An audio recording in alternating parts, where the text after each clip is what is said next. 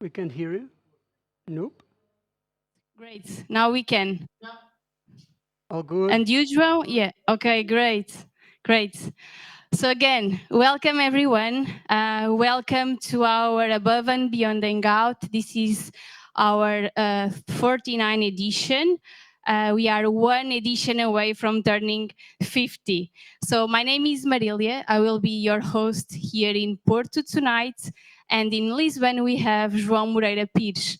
João, how is everything? Hi, Marilia. All is good. Thank you so much for having you there over in Porto. It's always great to have you back. Here we've got a full house and we're ready to get up to date with the ecosystem. To do so, please join me in welcoming StartUP Portugal's Executive Director, Miguel Aguiar.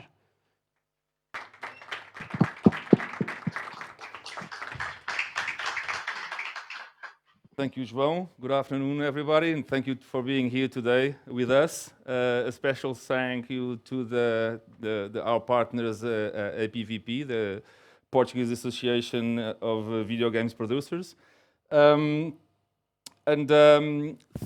Marília and Porto, hello, and online as well. Where's the camera there? And this has been a month, a short month, but a fulfilling one. We were just weeks ago. We were in Qatar with more than 20 startups that came to Qatar to open horizons and find partnerships and another kind of connections with a lot of not only from Qatar but also from around the world. The Web Summit, I think it went very well. Not as good as well as in the Lisbon edition, but a good session as well.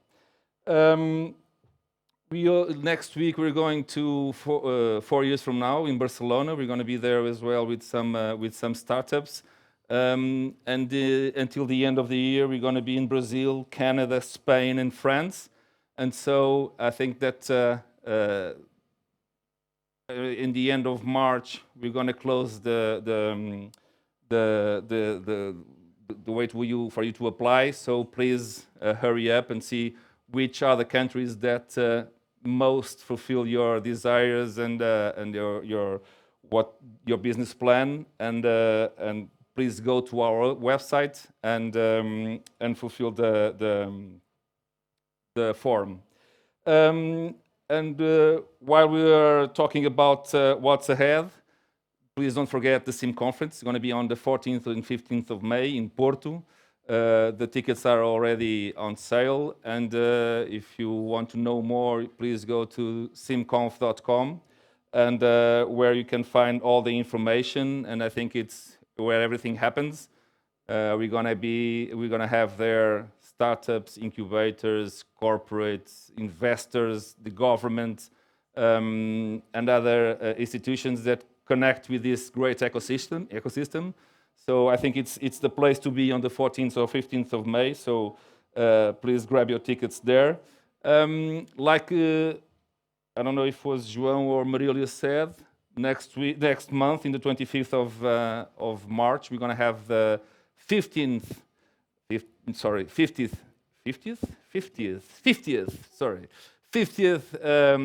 Above and Beyond Hangouts.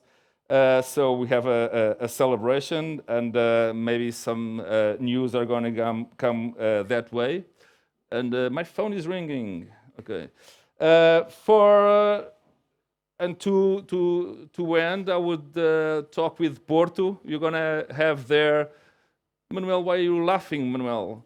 We're having there the Devuego PT demo station for that's a startup that's doing a demo day there in Oporto. So in Oporto, please go there and play with this startup. And back to João Moreira Pires. I'll be here, so please, if you want to talk, just buy me a beer. Thank you. Thank you so much, Miguel. Now that we're all up to date with the latest on our ecosystem, it's time to hear it from a startup. today pitching Mulu. I think I pronounced it correctly. Please welcome the co-founder and CEO, Ricardo Ventura.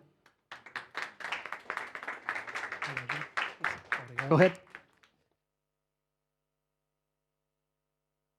Well, hello, everyone.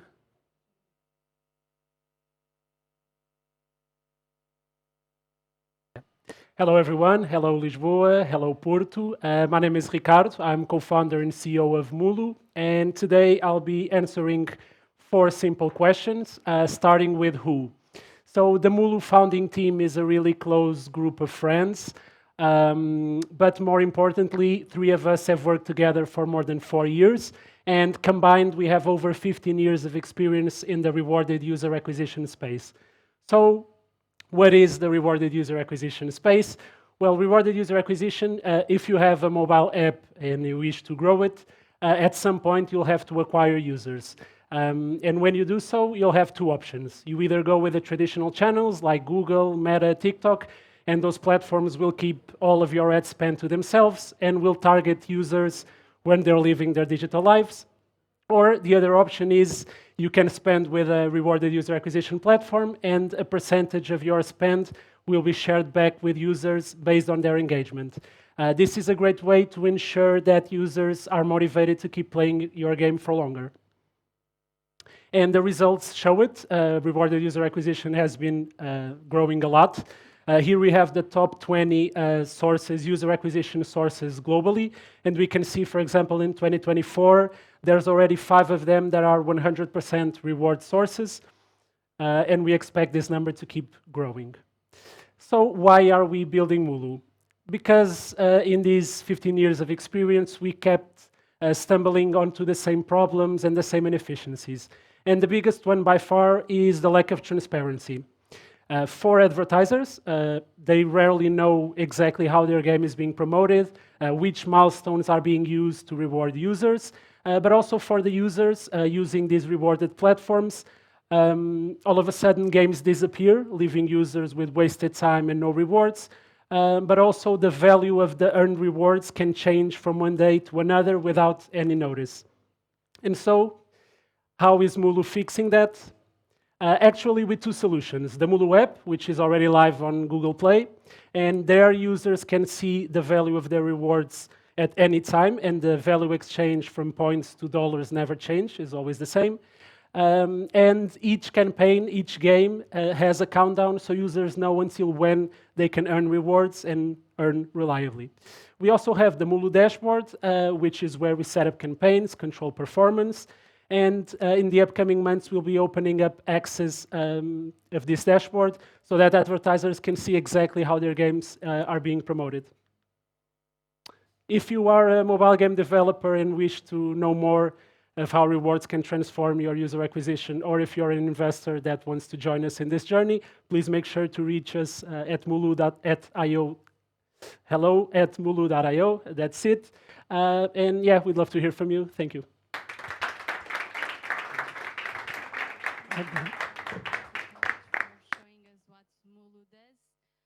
We have no So sound. now we are moving. Now we hear you, João, Maria. sorry. No worries, no worries. So, Okay. Okay.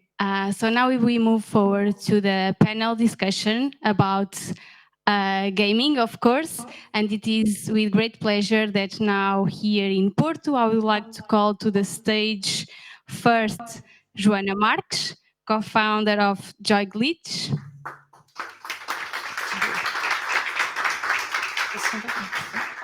Also, Rui Guedes, board member at APVP, Associação de Produtores de Videojogos Portugueses, and Manuel Pestana Machado, Head of Community and Communications at StartUP Portugal. And now over to Lisbon again. so here in Lisbon, please give a warm welcome to Veronica Orvalho, founder and CEO of Didimu. Come on, Veronica, join us up here in the stage. And Carolina Rocha, player community lead at Fortis Games. Ladies and gentlemen, the stage is yours.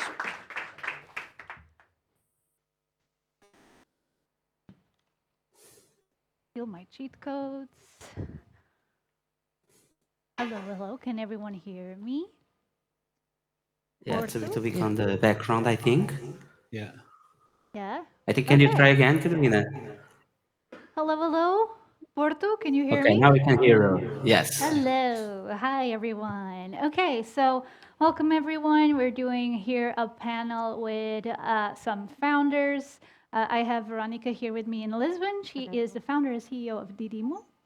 And up there in Porto, we have Rui Guedes, CEO of Ground Control Studio and founder of Fire Drake Games.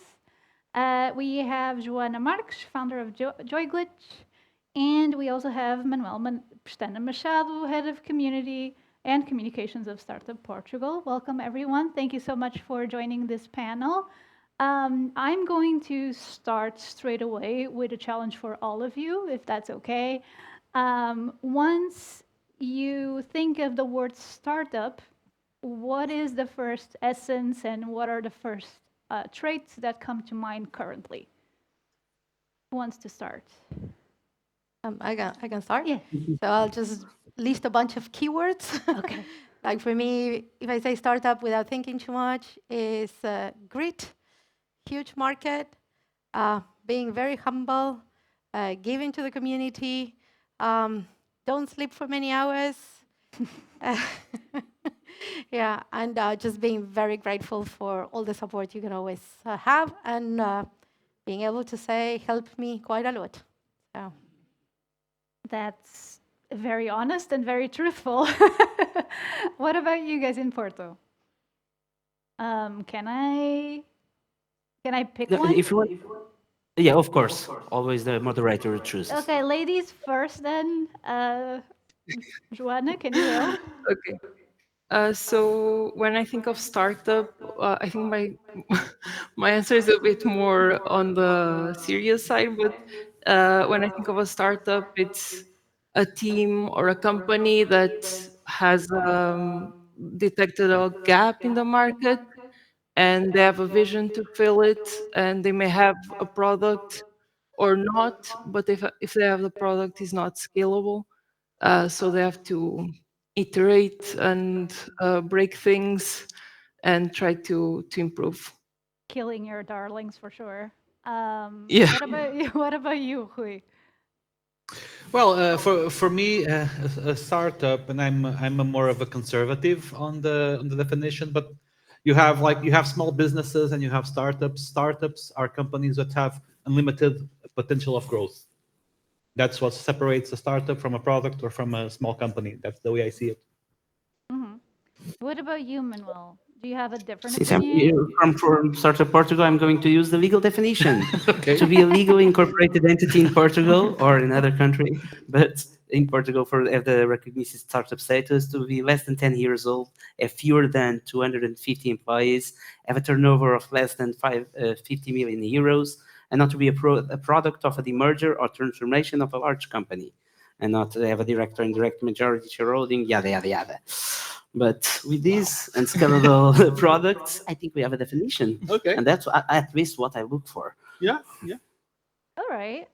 So with that definition in mind as well, and all of our definitions, I want to kind of like throw in here a healthy debate amongst all the panelists, if that's okay. I know it's a little bit tricky with Veronica here and everyone else, coming in digitally, but the idea that I get from game development usually is that it equally involves long R&D, a lot of iteration cycles, uh, a lot of like IP investment as well, even before we actually achieve some market fit.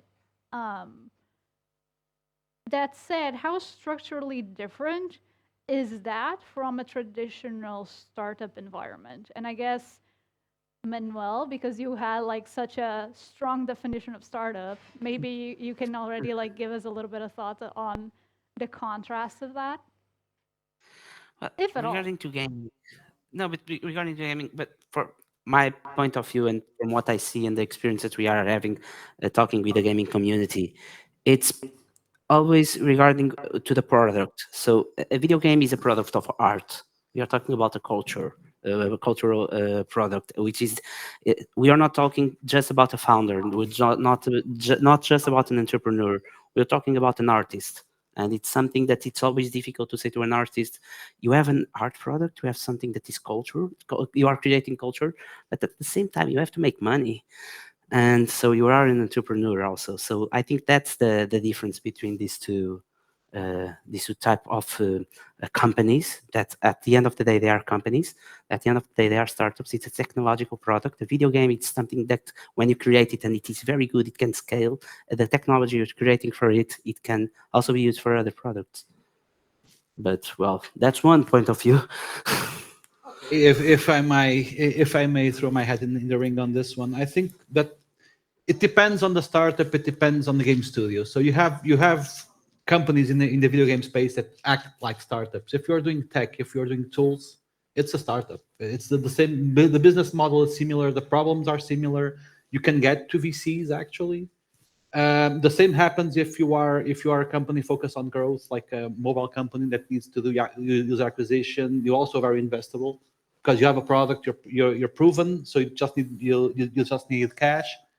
The thing becomes hairy when you want to do artistic narrative games, and that's where it gets tricky because you don't operate like a company. You're not product focused. You're not audience focused. You are creator centric, and you have a whole number of issues to solve. You need to solve funding. You need to solve team. You need to solve market. You need to solve sales, and so you need a whole different mindset and a whole different structure. It's like a startup on hard mode. I would say it's a startup on hard mode, and that's transversal to most of the IP focused studios. So unless like if you are running a company, a game studio that produces someone else's game, like if you run projects for EA or for Microsoft or wherever, then it's a service model.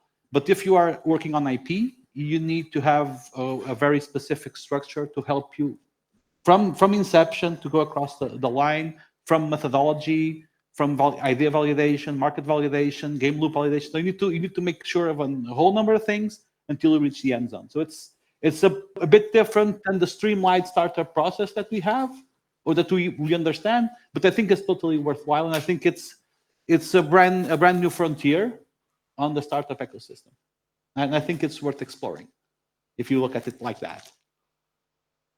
I'm done. Veronica, do you have anything to add? I can jump in. So we're a software company. So following up on what has been said, that we work with game studios. So I think in our case, what is important is to understand the industry and how the industry operates.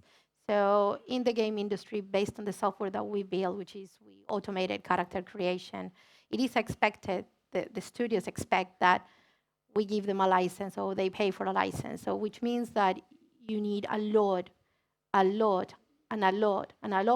of investment in order to be able to build that product. While if you're tackling a completely different industry, they might actually pay for that big, development that then you can actually start monetizing.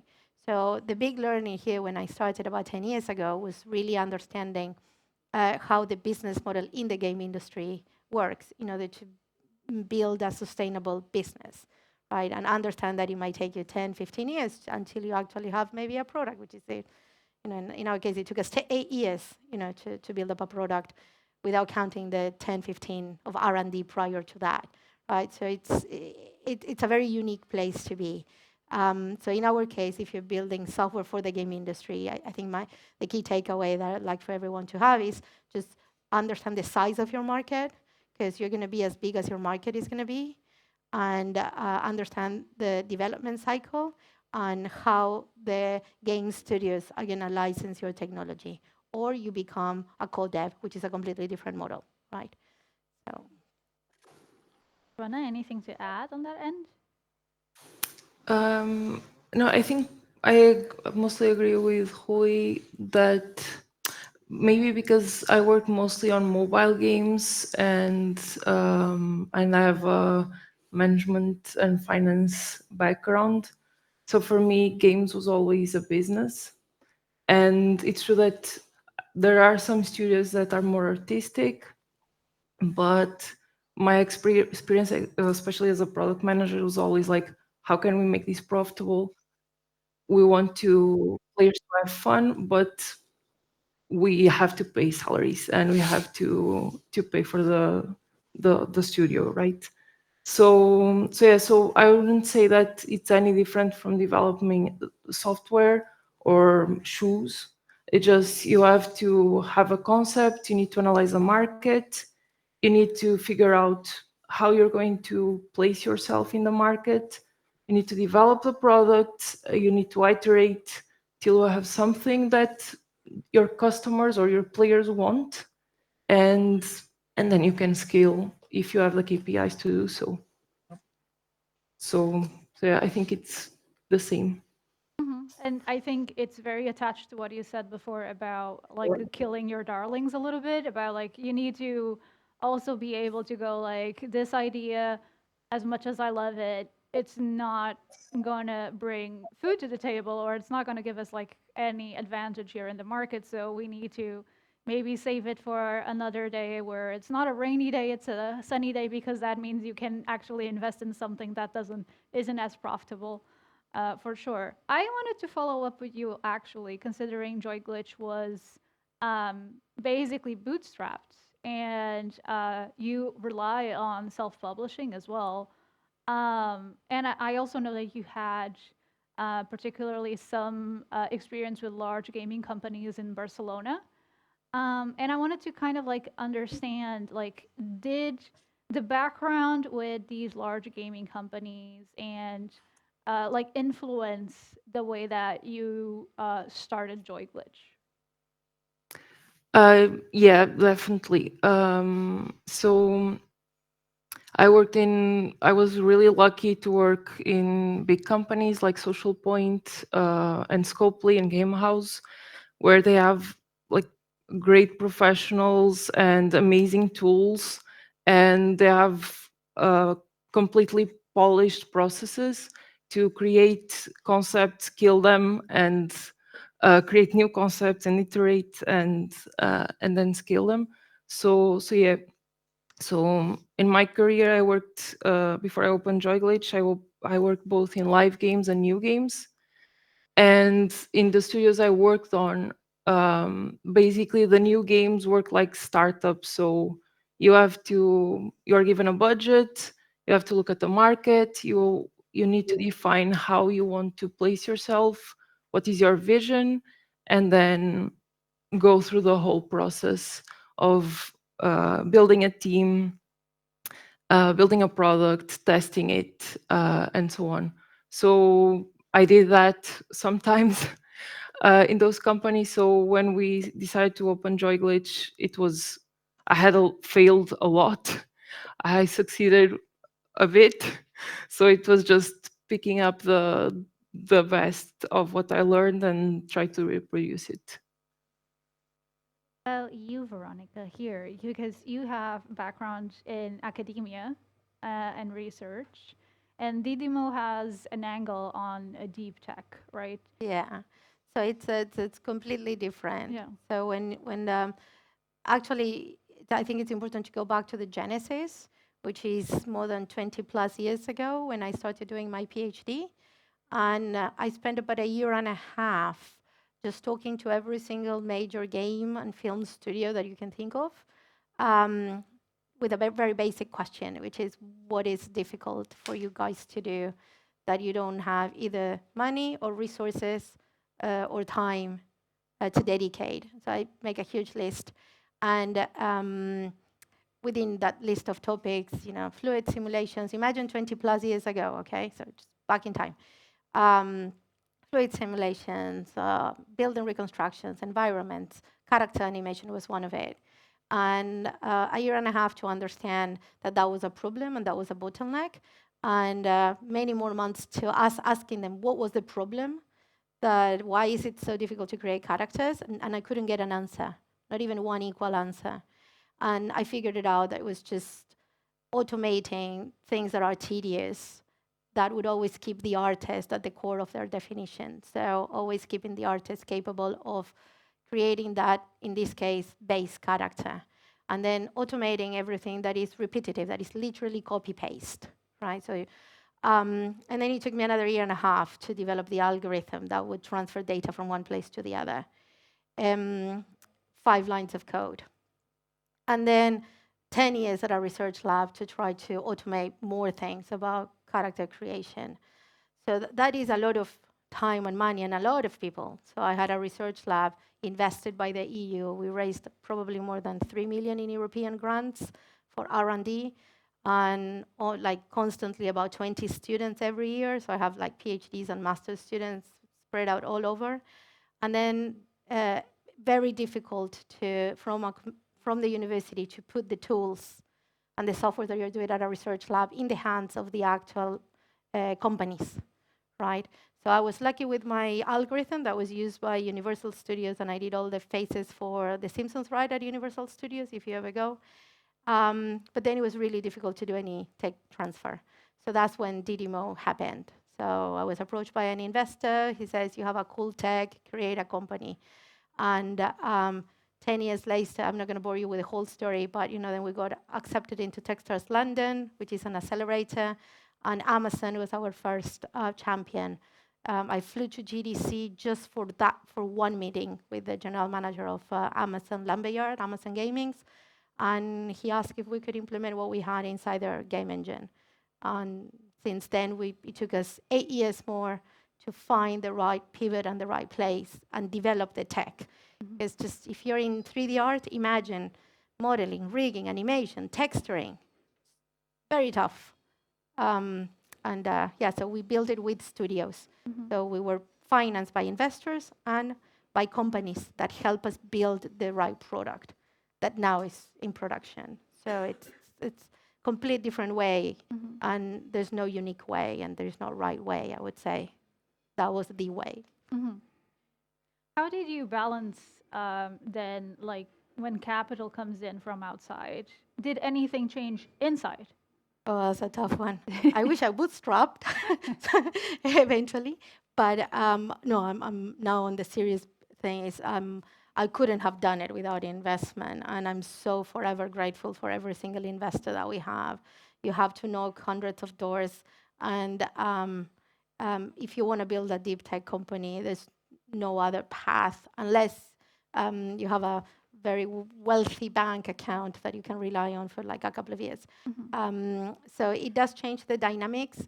It made us better, like a lot better, in terms of governance, in terms of setting up the right structure, looking for the right advisors. It made us overall like really, really good. So in general, I can spend hours, but choose the right investors. I said no to a couple, and it was really tough because I had no money, and I knew I could not pay salaries. But it's good to say no, and then keep on looking for the right one. And I'm fortunate for the investors that we have. Yeah. So you were juggling a little bit, like between where the funding came from, and from what I understand, Rui also did a little bit of balancing as well. Can you really talk a little bit about that? Balancing is selling it short. Yes. In essence, what we ended up with is a hybrid model actually. So ground control started to make as a subsequent studio to a mobile studio that I had, and we wanted to focus on PC and console games. So we went into the VR landscape as well. That's where I met Manuel actually. And with all that, during that journey, we realized that we tried like in 2013, 2014, we decided we want to be a video game startup. And so we did the web summit, we did the whole startup track, and that exposed us to a lot of things, including the needs from other sectors. And we realized that the technology we had, gaming tech, was ridiculously useful to solve someone else's problems. So we figured out, okay, we can monetize this. We can work on the game, even if it doesn't work out. We can probably get a piece of tech out of there and recycle it to something else. And we have been doing that. And there is, in fact, a really good example of that. Like Slack was a messaging module for a game that failed. So there is like an interesting use case and everything. And for us, we've kept the hybrid funding model because we figured out that okay, so we can do these projects. It doesn't unfocus us too much. We can recycle technology. We can work on improving people's skills because the team can actually get some real world experience. Gets work on contracts with deadlines with hard specifications. So it's useful to mature teams up, and it's also a source of income, and it has been a very interesting source of income for us. It also prepared us to tackle other challenges on the video game landscape, like contract work. So over the years, we have worked with a number of AAAs, AA's. We have done tech work, tool work as well. So we have got opportunity to reach a number of interesting players. And it's mostly because sometimes it happens that your Fortune 500 client refers you to his friend who owns a video game studio, or to his friend that is a CTO at EA or something like that. So you get a lot of interesting cross referencing, and that enabled us to keep the shop working. Then another variable came up, which was the EU grants. That's something that actually is not direct or linear, or I would recommend people to do, but unless you have a company who has a very strong technological angle. Because like if you're doing narrative games and you want to tell your narrative story, you won't be able to get an EU grant because you don't have a leg to stand on. But if you are working on like a simulation game or something like that, and you have a very interesting piece of tech concerning simulation, concerning graphics and generation, or some really interesting tech nugget that you can actually do science about, then you can go after those set grants. We have used those, and we continue to use them and have very interesting partnerships. We have run projects from companies like Bosch, like to another one we have with Infinity Games. So we got the very different landscapes, and it has helped us a lot as well to operate and to bootstrap, because we are, and this is important, we are bootstraps from day one.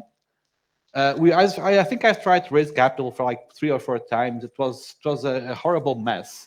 It was a horrible mess because I realized that we are an IP studio, and sometimes tools, we are not streamlined, we're not designed to be investable, or that we can do a pitch that most VCs like. They don't like it. It's too risky. We sometimes run a bit fast, a bit loose.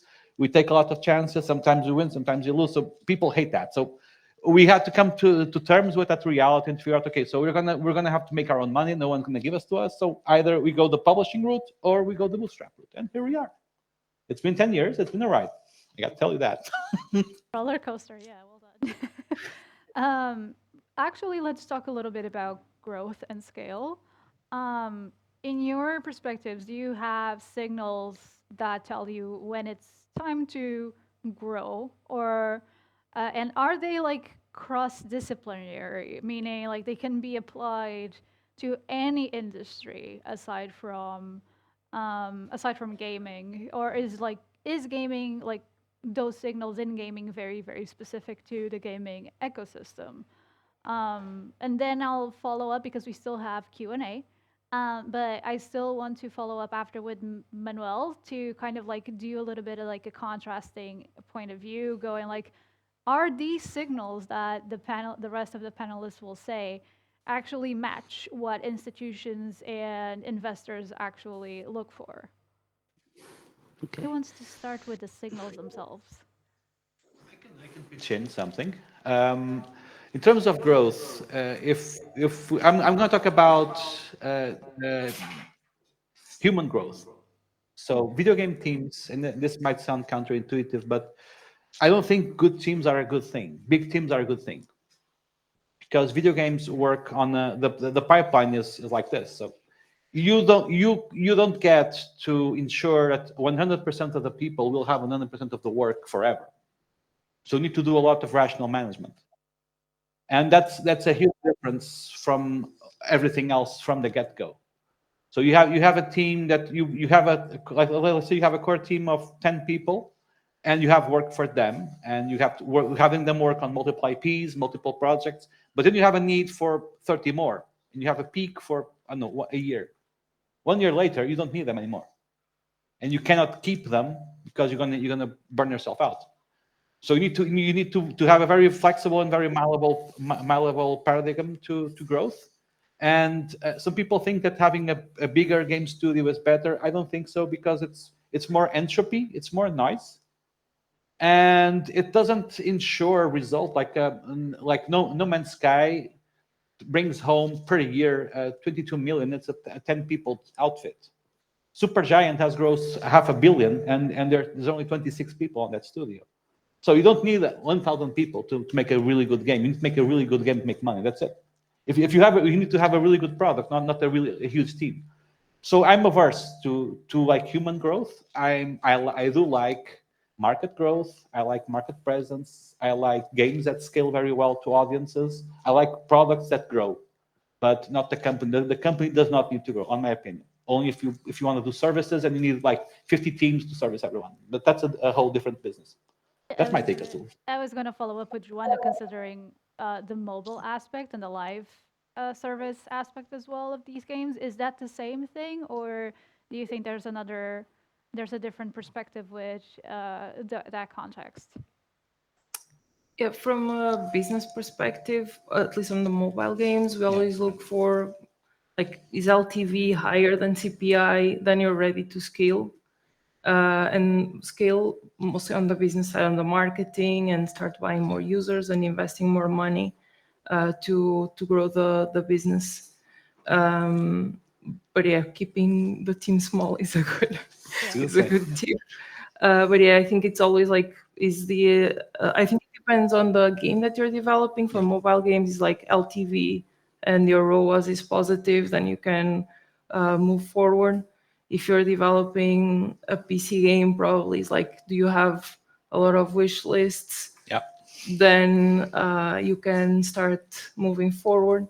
Yep. So I guess it will all depend on the type of business that you're into. Thing to add, Veronica? Yeah, I have two interpretations for the question. One is the signals on the market size, like how do you scale in terms of revenue and when you're ready for it. So to understand when you're ready, again, we're a company that took many years to develop a product. You know it's happening when you stop reaching out and they start calling you.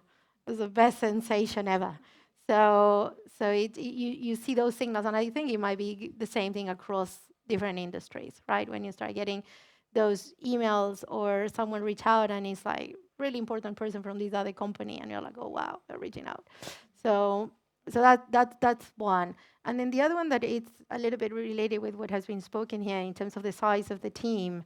I agree. The smaller the team, the better.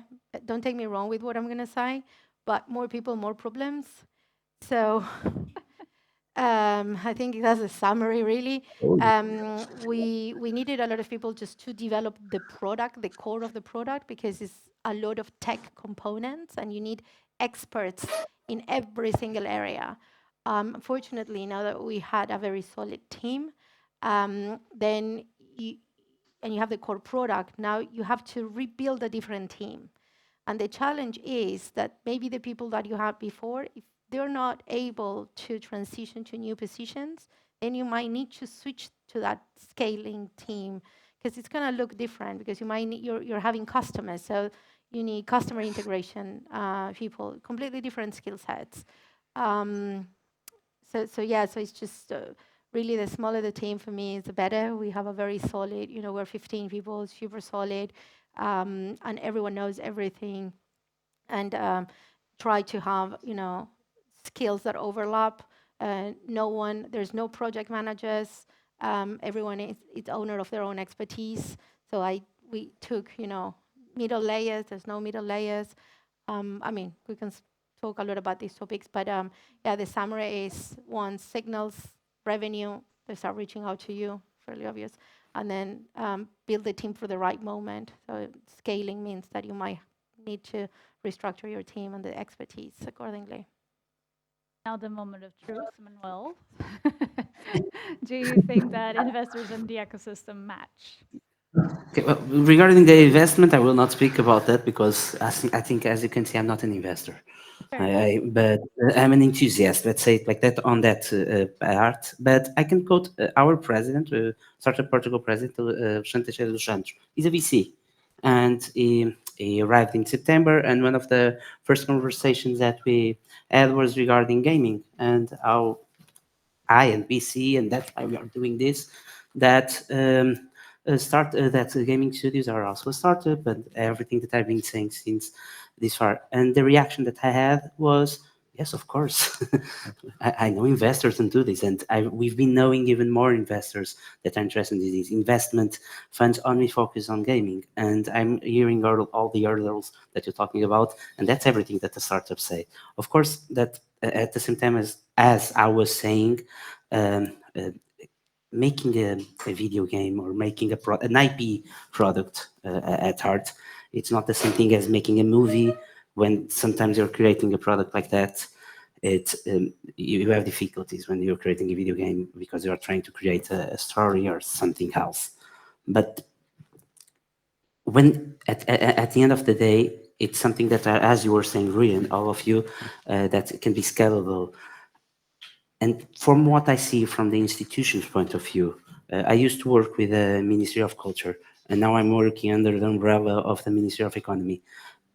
This is personal point of view. This is not from Startup Portugal. There's still a long way to go for institutions to look at startups that focus on gaming, also apart from IP, as a completely serious business.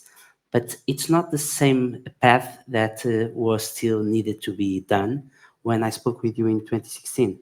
Yeah. It's already something serious. We know about Rovio. We know about Mojang when it was bought. Like nowadays, it's a thing that, okay, yeah, it's something that needs to be taken care of. And regarding the institutions, I'm already talking about the startup recognition status that video game studios can apply for and be part of it. I know there's hurdles. There's a lot of things that need to change, but from what I'm being seeing from the institution side, and Startup Portugal is doing this Hangout, and so we are trying to do more things on Sim Conference regarding to gaming, is that let's invest in this. Like the future of the country can pass by these companies. And even if you want small teams, you are hiring people, and we need these people to pay taxes and to have advantages and perks and to do what you do with less hurdle than you have right now. I think I passed the message, Carolina. I do not know. I try to be Oh, no, I think, concise. yeah. Yeah, I wonder, do we have time for Q&A or? Yes, we do. Great. Um, does anyone in the audience or in the audiences want to make a question? We here in Porto, I was about to say Lisbon. Porto, okay, we have Oh, there's one. one over there. Jacob. Let's go Hello. with the Uh, person first. Thank you for the very interesting discussion. I would like to throw a question that I feel is something that worries game developers, individuals a bit, which is Gen AI, specifically the ones that are now trying to break into the industry. Juicy. So what I would like to understand is, where do you use it in your pipelines, if you do, and what kind of skill sets do you believe an up and coming graduate full of passion needs to have nowadays to break into the industry? Thank you. I can take that one. I don't know if someone wants to. Yeah, go ahead, Porto, Veronica. no? I think Veronica can Yeah. answer as well. Okay, right? so we're automation, so therefore we are AI. But we're old-fashioned AI, it's machine learning. So going back to the question that was raised, I think what is important to understand, if you imagine you want to build a business using Gen AI or machine learning or whatever, is understanding who is going to buy your technology. Because if you're using Gen AI and you want to sell your software or your services to companies like the EA, the Skydances, the big companies, you're going to go into all the infosec, and most probably you're not going to pass because the big companies, they already have certain rules that you need to comply in order to be able to work with them. So I think it's very, very important to understand where you're going to be placing your technology. Imagine you want to be B2C, and you don't have all those barriers. So then you have all the ethics that you want to apply within your business, and how that technology is going to be used. So it will. My recommendation is that we have like an ethic advisor team, right? So from like 10 years ago. So first things that we did was just to have ethic advisors because of the technology we were building. So key advice is just look to where you want to apply the tech. Then also is how much are you going to own of that IP? If I'm talking about technical IP, not IP like a game license, okay? So if you're developing technology, how much of that IP is yours? Because that's what's going to bring the value to the business, unless you're a service business, completely different. So hopefully, I mean, I can expand more, but hopefully all these little tips gives you insights on how to think about it. Yeah. Anyone else in Porto want to add anything? I'd be happy to. Okay, so I don't think first things first. I don't think we should beat around the bush. The generatives are here and they're going to stay. What we need to figure out is how they're going to pay artists for using their work to generate stuff, but they're not going to go away. And the second point is how useful are they currently on their present state? And if you are a senior developer or a senior artist, if you have 10, 15 years of experience, if you really know how to code, with a good coding agent, you can do the work you used to do with a team of 5 or 6. You don't need interns. You don't need juniors. You don't need mids. You can wrangle the whole thing. The prep work you do for a junior, you can just give it to a coding agent, and he will take care of business. So that's the reality of the panorama right now. So what I see as a challenge for people coming in is that they have two problems, two very, very big problems. The first problem is that companies will have less opportunities for them to grow and to learn because the seniors will be using tools instead of teaching them. And there's a strong economical rationale for that, because the tool won't complain, the tool won't skip work, the tool will get the job done every time, and it won't make mistakes. So yeah, strong economical rationales will go that way, but we won't be investing in the future. So that's a concern that will come up eventually. People will realize, oh, we need to train people. That will emerge eventually. But for someone starting off now, they have to realize that their opportunities will be short. So they will have to invest more on their portfolios, on their skill sets. They will have to be way better, and they will have to compete against others and against the machine. That's one. So if you're like an artist, if you're a coder or whatever, you need to really spruce up your portfolios. You need to invest on yourself. Really, really invest. It's like you need to try to be the 1%, because it's rough out there, and it's going to get rougher. That's the first thing. Then in terms of evolution, what you need to do is, I'm also a teacher, so I see a bit of that fallacy on campus, which is students sometimes are working above their weight. They're punching above their weight, so they're using agentic like generative AIs and coding agents to do things they are not qualified, or they don't know how to build. What happens is that's a huge pitfall, because then they are entangled with a problem they cannot solve, and the problem will occur. They will try to generate something super complex. They will lose control of the whole project, and then they will be stuck on it. But the problem with using the tools like that is that it creates a false sense of security, an illusion. They think they are pro coders. They're not. If you code for a year, you're not a pro coder. You can barely use the IDE. And to one person to create this fabrication, this illusion that it's going to use it for work, it's even more absurd, because it's going to be catastrophic. So someone starting out should really understand one thing, which is AIs right now are like a calculator. They will help you do the work faster if you know what work to do. If you don't, you should learn how to do it. You should learn how to properly program. You should know how to use the design tools. You know how to be a really good artist, and then you might use the tools.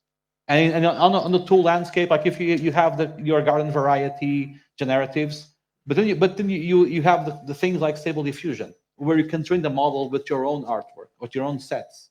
And make no mistake, this is where some really big studios are investing.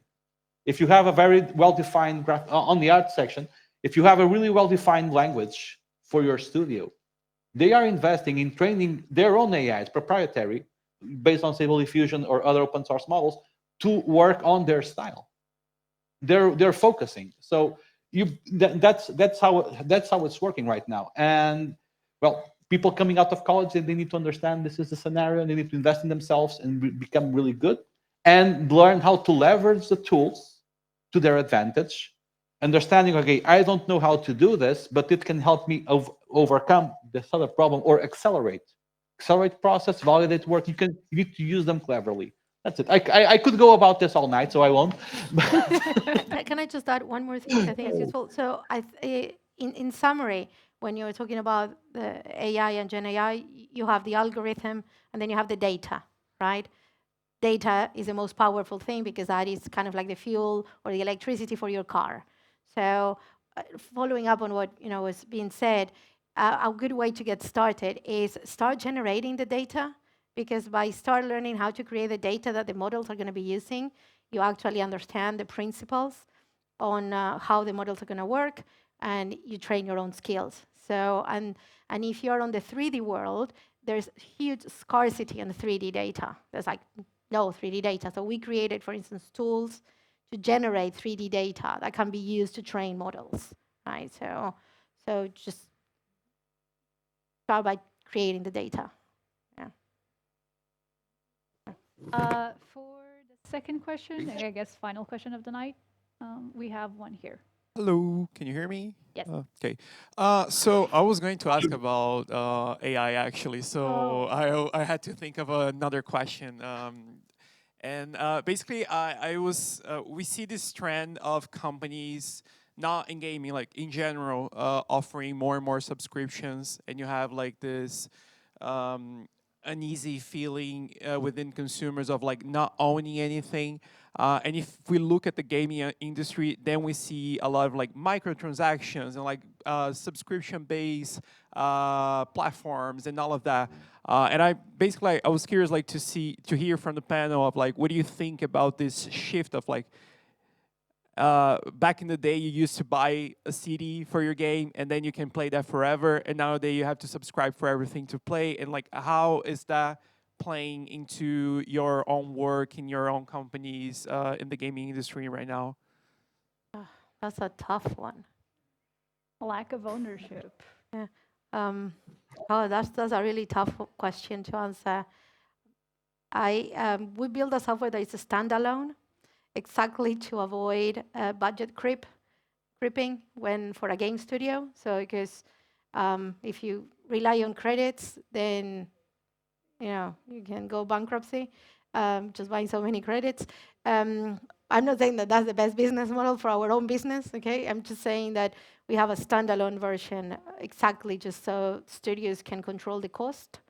But I think there's no way around. You need to build up a business that at the end of the day is profitable. It makes a lot of recurrent revenue, and the way to do it is through, if you're a software company, to sell recurrent licenses and subscriptions. I think what is important from an ethical point of view is to be transparent and clear on how it works, and not build models that they're going to be like a credits creeping cost for the studios. That's just my opinion. I don't have a right answer, but it's just what it inspired your question.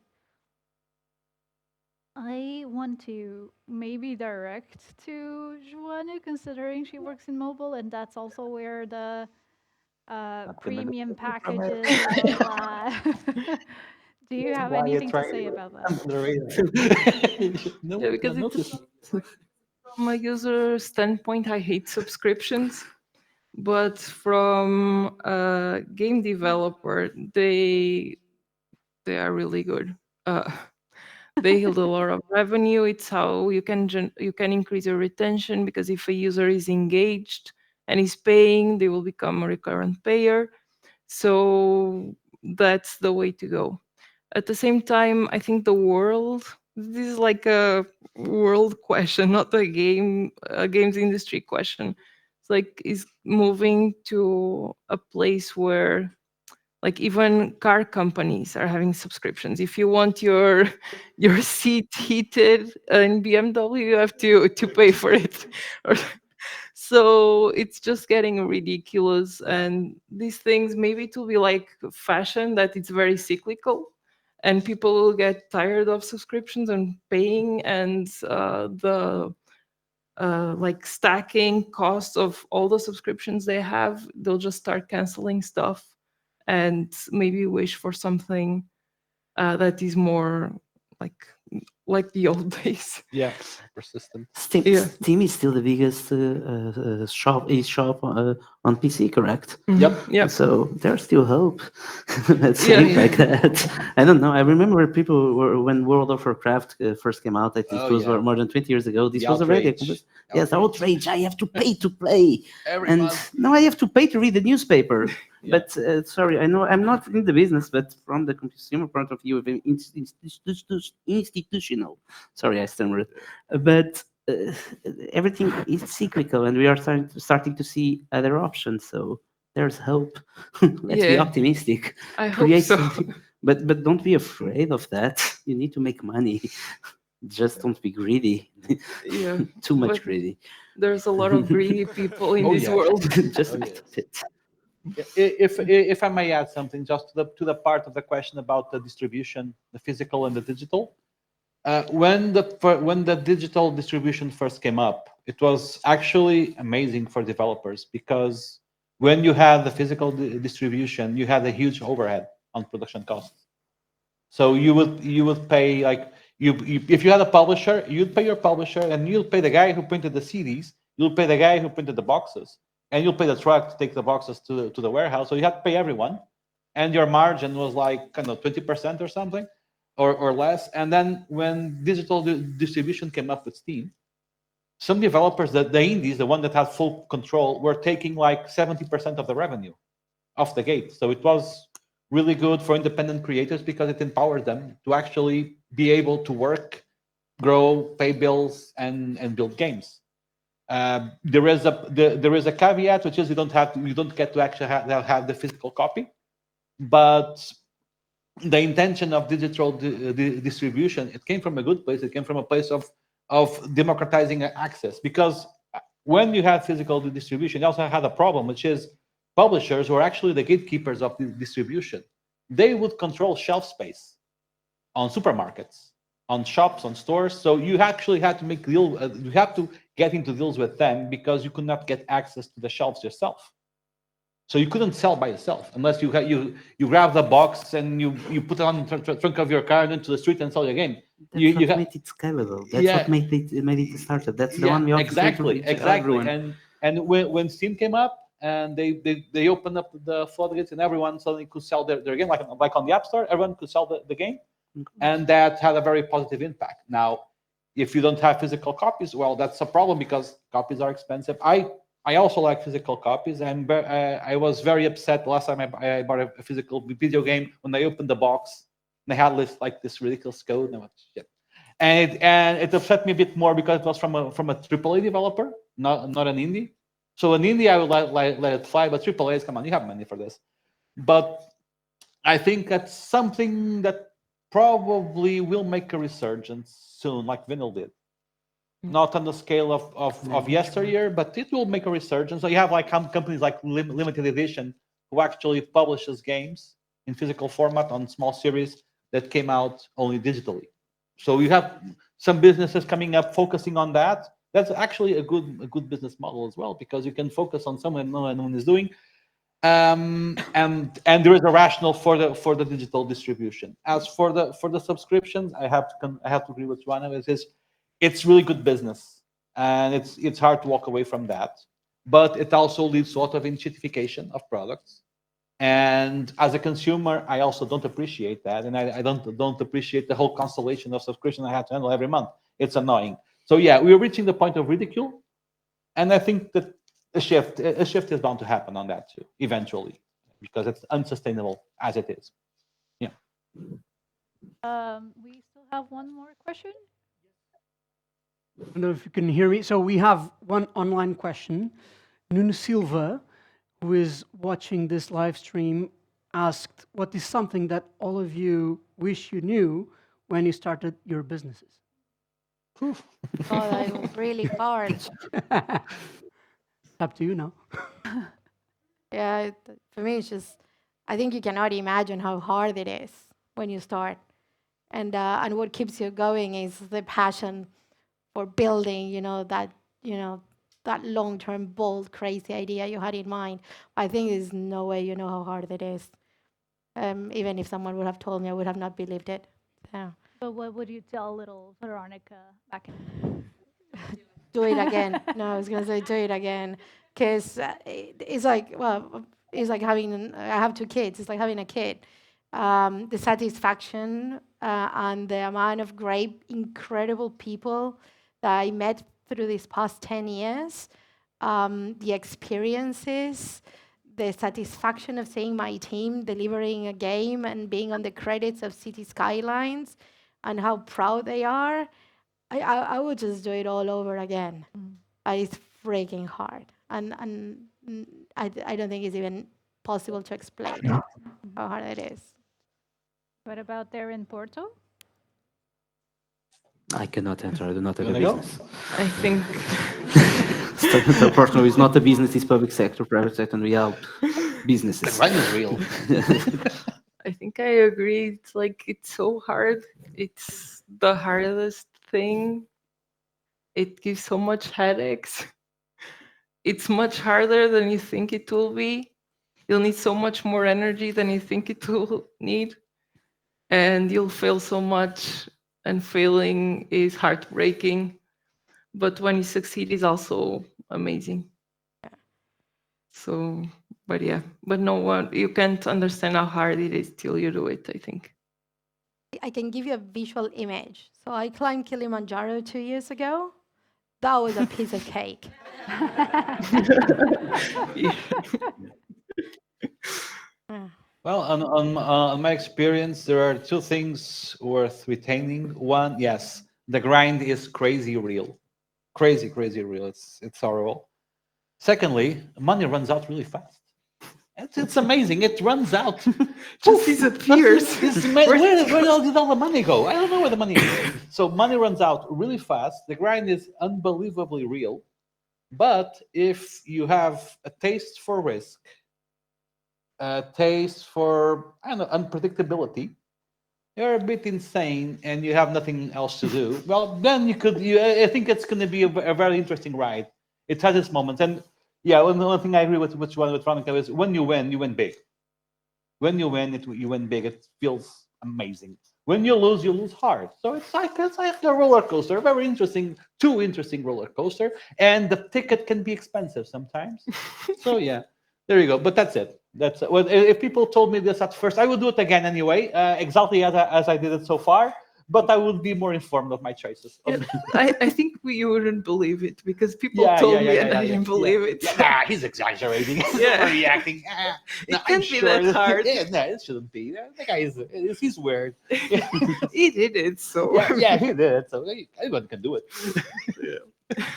Yeah. Well, on that roller coaster, it's time to end. Thank you all so much. Thank you, everyone there in Porto as well. I hope you had having a lovely day, and thank you, everyone. Oh, wow. Thank you all. Thank you so much here in Porto and in Lisbon for this super thoughtful discussion. It was great. So now, to wrap up our session today, I have 2 notes for you. First of all, do not forget we have a gaming station outside, so I really encourage you to go and try it, have fun with it. Second note, run and get your SIM conference ticket because the price will increase on the 1st of March. So I really encourage you to go buy your ticket. We will love to have you there. And now, João in Lisbon, over to you. Thank you so much, Marilia. So I will just ask you to give a big round of applause to our partners who make these events possible, as I name them. Let's go. So first, Investors Portugal, come on.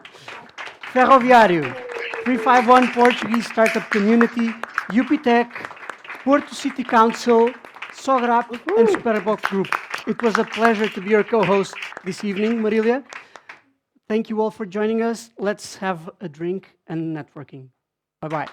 Let's have one. Thank you. Bye-bye, Lisbon. Let's go for a drink.